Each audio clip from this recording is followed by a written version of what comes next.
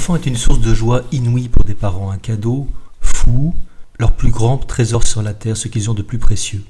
Et Jésus nous dit bien que là où est notre trésor, là aussi notre cœur. Et c'est pour cette raison qu'ils sont potentiellement aussi une réelle source de soucis et pas seulement de joie.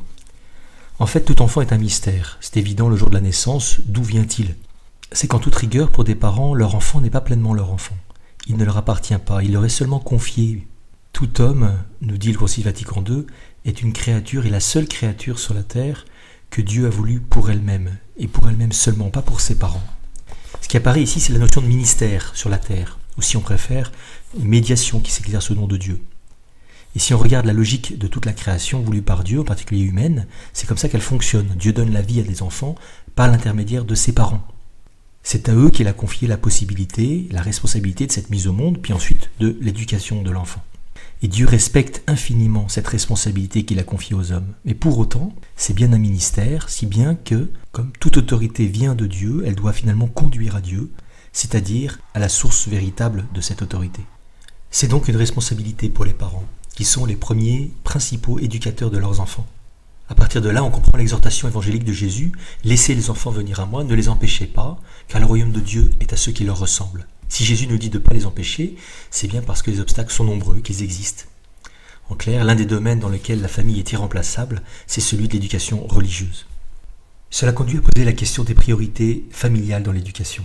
Est-ce que c'est la famille? Est-ce que c'est les études? Est-ce que c'est le travail? Tout cela est bon, les amis, les loisirs, le repos, la santé, tout cela est bon. Mais si ça prend la première place sans cesse, que reste-t-il comme place pour une véritable formation chrétienne, pour la prière, pour la messe dominicale, pour la notion de service, l'apprentissage du service, se mettre au service des autres dans la société?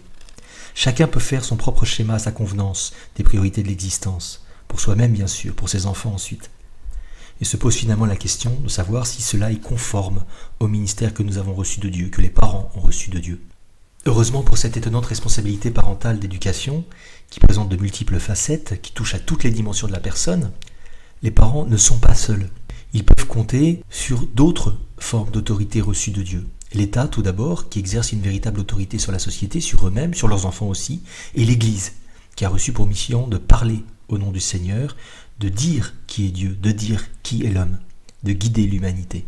La vocation de l'école privée, l'école catholique, c'est d'être en quelque sorte une délégation de différents ministères d'autorité, des parents d'abord, mais aussi de l'État, dans la mesure où cet établissement est sous contrat, et puis une délégation de l'Église.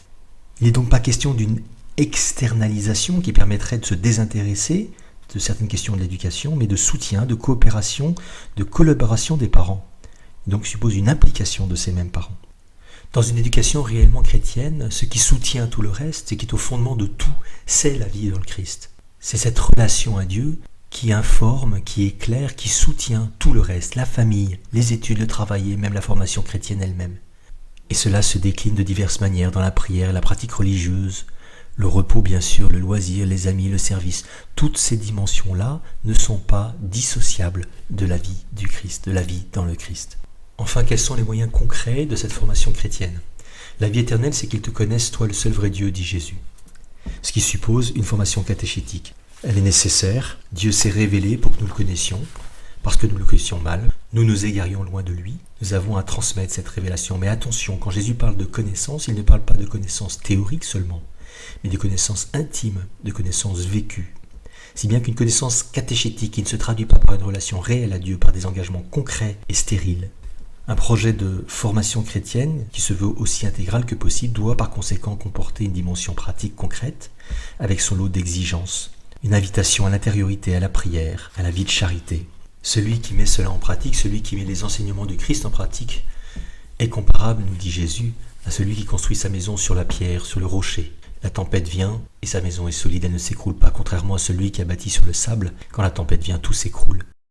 Pour conclure, l'Église est une mère, à l'image de la Vierge Marie. Elle ne se contente pas de donner la vie de Dieu, elle a aussi pour mission d'éduquer à cette vie. Voilà pourquoi elle s'efforce d'être à la fois attentive, compréhensive, mais aussi exigeante, comme toute mère qui aime vraiment ses enfants.